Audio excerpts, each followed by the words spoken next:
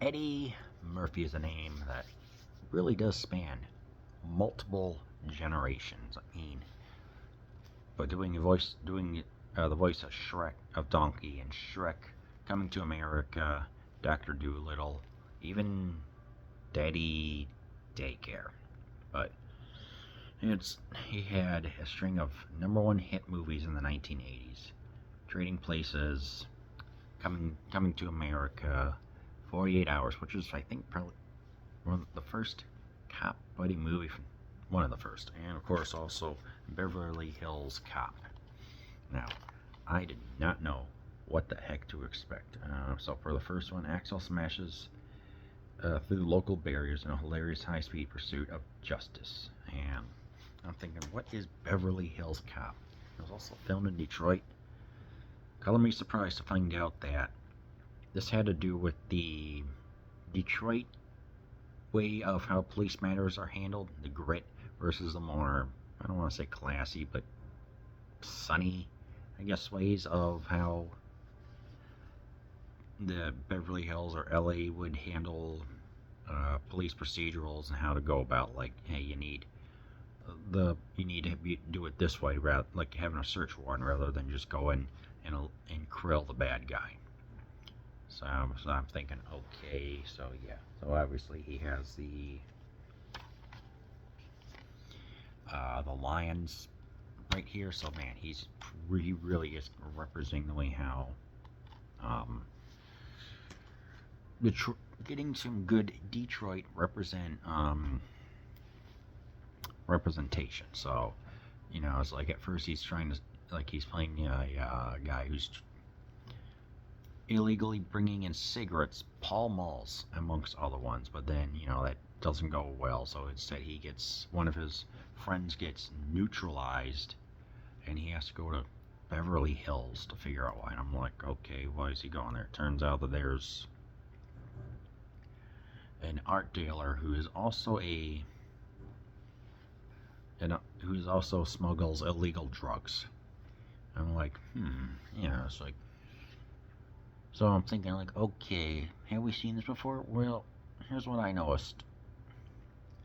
It seems to be like all the pieces that were coming together of buddy cop, drug smuggling, and different ethos of police procedurals all mixed into a blender, and we get this very delicious, very great way of how everything works. And of course, Eddie Murphy is freaking phenomenal in here with his witty banter.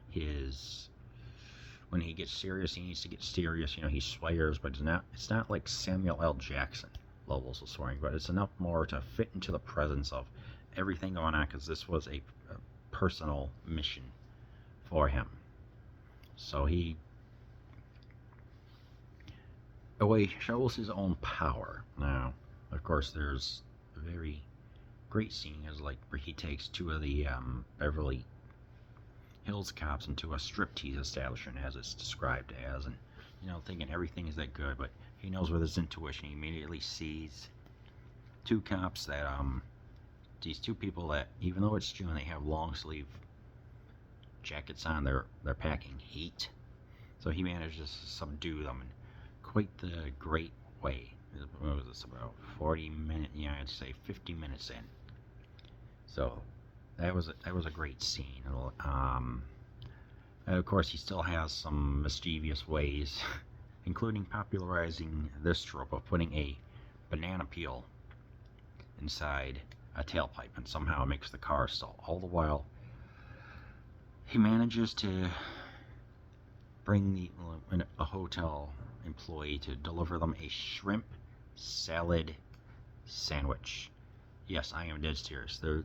This guy is walking across a busy intersection and delivers them a meal. I'm like, what? It was so odd. Some of these scenes, I'm just looking like, this is so weird, but so enticing and great and funny. This is like a 1980s movie where, like I said, the pieces were coming together for this genre. It works pretty dang well. But yeah. then there's a scene, and then thinking, okay, so like what else do we have with the police procedural? Well, they're talking about roughly 50 minutes in.